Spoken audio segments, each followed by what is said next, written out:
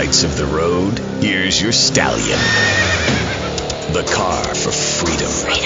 The car for hot excitement. The car for a man who is alone against the elements. The Waibatsu Thunder. The pride is back. It's the power of a compact. Looks small, but it's so big. Fuel injected.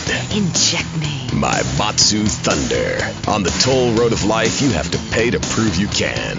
Live the emotion of an individual. Thunder. The awesome power of nature distilled into one vehicle. Wow. Because after you get struck by lightning, there's thunder. The Waibatsu Thunder.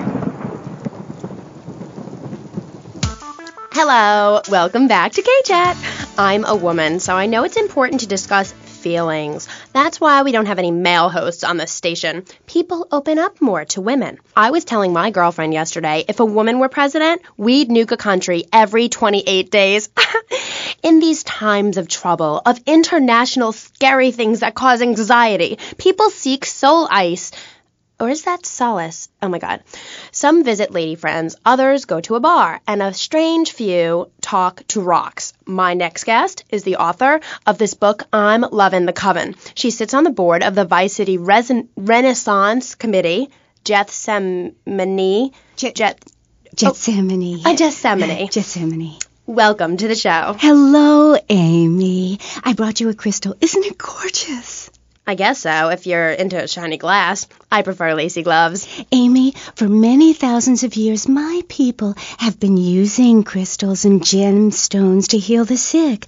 Take the crystal, and then, when the night is enchanted, and the candles have been blown out, and the wind sings through the branches of the eucalyptus, hold up your arms and sing, all dewy, my sky-sailing pregnant moon, the goddess. Pregnant moon? What are you talking about? Gethsemane? Gethsemane. Sorry, whatever. Do you even have a last name?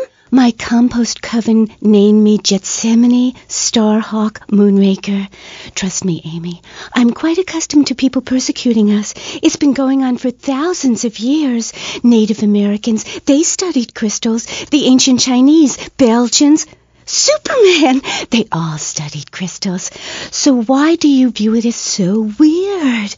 Grab your crystal, hold it tight, and close your eyes. You will be transported back 35,000 years when the temperature of Europe began to drop. The tundra was teeming with animal life, and small groups of hunters followed the free-running reindeer. And there, under the magnolia tree, a woman breastfeeding a baby elk. Do you see it? It's nature. Ew, gross. You're one of those filthy hippies that thinks breastfeeding in public is okay? Well, it's not. There are bottles and milk at the store. Don't act like a cow. You really remind me of someone, by the way. See, Amy, you're putting the blinders of society on. We're all the same. I remind you of yourself, of every man and woman. No, not of them. They're trying to outlaw nature. If I'm in the park and a nice gentleman comes along, I should be able to breastfeed him. Pretty soon, everything natural will become illegal. It's really depressing. If I died right now, would I get buried by a female priestess in a cave, surrounded by my favorite tools and ornaments? No! There was a time when children were taught about their bodies, about the goddess lady of the mammoths, about the importance of the spiral dance clutching a bison horn under the crescent moon. At the Bead and Rob shop where I work, we have classes that teach the importance of eating wild plant shellfish and understanding ancient crop circles. Oh, I love lobster. Have you ever tried talking to one? Energy flows from everything, even a tractor. My mother, the moon, taught me how to trace ley lines with your bare feet in the dirt. Listen, you're very weird, and you smell like patchouli and compost, and I think you might have a shot at a boyfriend if you shaved and got some gel in your hair and put some clothes that fit or something. I mean, please. Did Joan of Arc shave? I was given this fascinating pamphlet called Caucasian Female Body Hair in American Culture.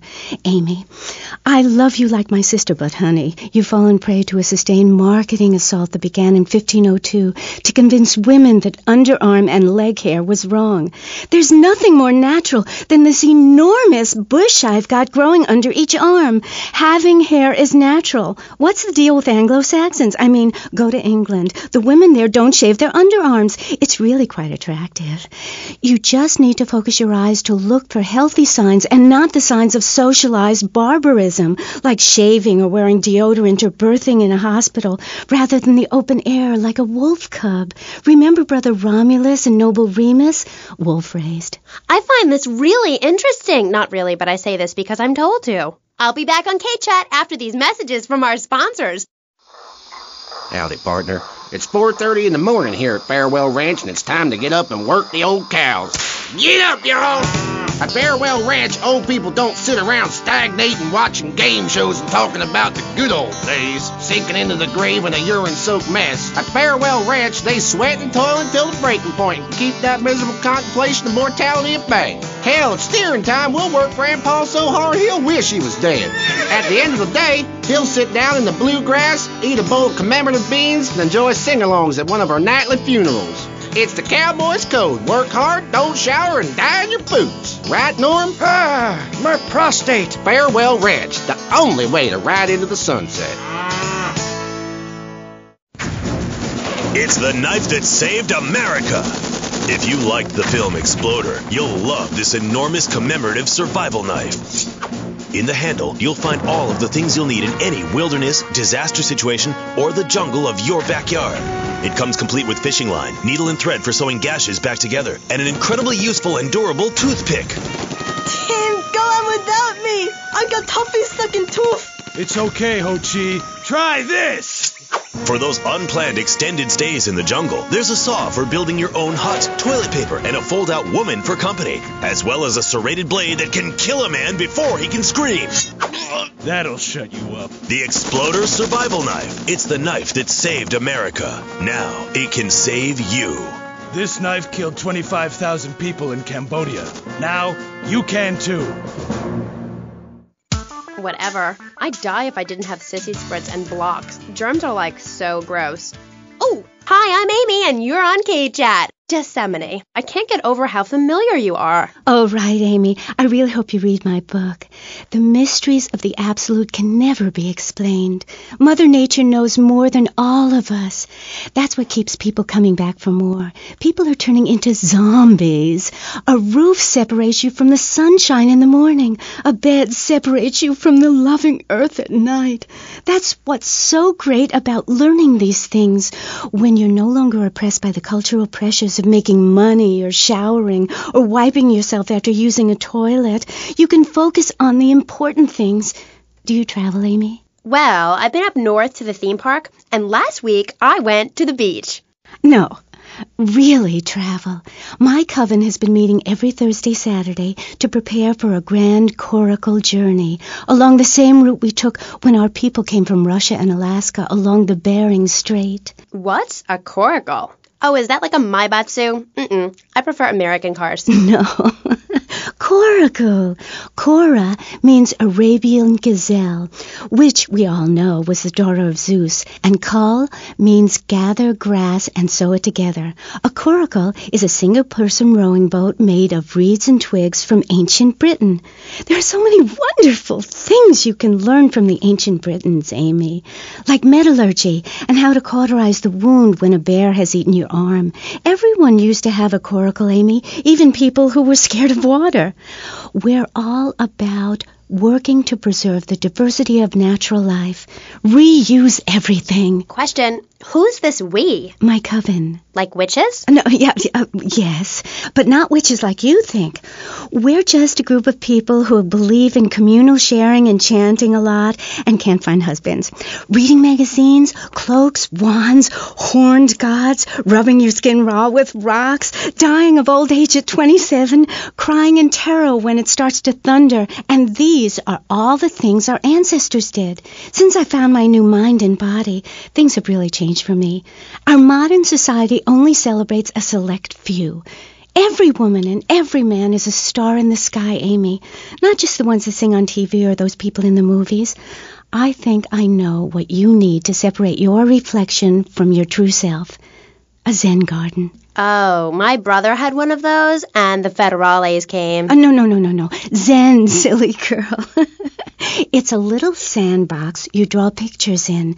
It teaches you things like that death isn't an end. It's just a stage and also a beginning of a new journey. Do you have a leader in this weirdo cult of yours? Not a cult, a coven. There's a big difference. Yes, our leader's name is Phil. That's a weird name for a leader of a group of witches. Oh, hi, Phil. What hairy legs you've got. What with being a man who's a witch and everything. Do not disrespect Phil. He teaches us the wheel of the year, Amy. It's full of solar holidays and goes round and round and round. You can learn a lot from the sun and the moon. If you look at the sun for too long, you can go blind, meaning it is something to be respected. And the moon has a dark side, just like we do. And some people have craters and only a sixth of gravity. The ancient Britons knew the moon could breathe. We can change the world, rearrange the world. It's dying, though, Amy, and it needs some mouth-to-mouth resuscitation, like a swan or a fish on a hook. If you take your nervous system seriously, if you take your organs seriously and explore them, some really neat things can happen. Phil taught us that. He's been to Mali to meet with the village elders. That's why there's the ceremony of the knife. Oh, great. Why does everyone have to be packing sharp things? The knife ceremony is very important and spiritual. It's an ancient one-person personal crisis. You say to yourself, I'm going to have a spiritual experience, or thrust this thing into my head. Life actors never rehearse and need no script, Amy. That was said by somebody really spaced out, and I'm going to say it again, like the wind which keeps blowing, or the sun which shines with life. Will you please leave? You smell and you talk really weird, and you're just really gross. Not until I tell people out there, become an internationalist. Learn oral traditions. Learn to respect life. Make war on machines. Marry your mother. Technology will enslave us. Buy my book. It's printed on bark. Okay. Let's take a quick call. Hello, you're on KCHAT. What's your name? Hey, it's Emmanuel from Prone Island. I love the show. Yeah, I wanted to talk about technology enslaving us. You know that play, In the Future There Will Be Robots? Well, that's a true story. In the future, there will be robots. And I'm going to hack them all. I'll make them say funny things. You know, I can move satellites around with my computer. Computers are evil. The Luddites of ancient Britain know this. That's why they destroyed the computers that created things faster and more efficient and took their jobs. Oh, shut up. Computers aren't evil. It's the people that program the computers that are evil. That's a pretty big difference. I'm talking to you through a computer right now. In fact, I am a computer. Well, anything that can think faster than me is evil. Anything which doesn't dance or sing or cry or wear a smock. You create your own reality. We are like the dust in the wind. We are golden. We've got to get ourselves back to the garden. Okay. I know who you remind me of. My Aunt Susan. Oh, she was single too. I'm not single, Amy. I share my life with a number of valuable partners, and we commune with each other in a non-judgmental, expressive way. Old maid, my mom calls her. Anyway, let's go to the phones. You're on KCHAT. Yes. Thank you. Yeah, that was great. Really interesting. I'm British, you see. Like our ancient wood-wearing queen, Medusa. Medusa. No, I think actually it was Boadicea, but no, not really. I'm from Hampshire, you see. I'm here on business. A wanderer. Yes, I was wondering. You're a good witch, correct? Yes, a white witch. But you have a broom. Yes, it's ceremonial. Supposing I'd been a bad boy, like if I hadn't learnt my spells or something, would I get smacked with it? Violence is wrong. But you must hit Freddy with your broom. Freddy's been very naughty and not learnt his spells. Hit me, hairy legs, hit me! I deserve it! Prank caller! Sorry, listeners. Somebody call the IRS. Who let that guy in the country? Yes, poor man, so lost and ill at ease with his father, son, and Mother Nature. I hope he finds what he needs. And I need to take a commercial break. Gath, good luck. Gethsemane. Yeah, I hope you find what you're looking for, and I sincerely hope you take a bath. We'll be back after this. You're on KCHAT. Don't go away. Hi, I'm B.J. Smith. In my long and illustrious 3-year career at the top of pro football, I whooped some serious ass and got paid for it. They didn't call me Death in Tight Pants for nothing. When you have such a rewarding career maiming others as I have, you know how to stay fit. Through running, wrestling, stuffing 20s down panties of foxy strippers, firearm training, nasal pursuit, and beating the hell out of your fellow man. That's what keeps me healthy. And now, using training methods I perfected, it's going to work for you with BJ's Fit for Football.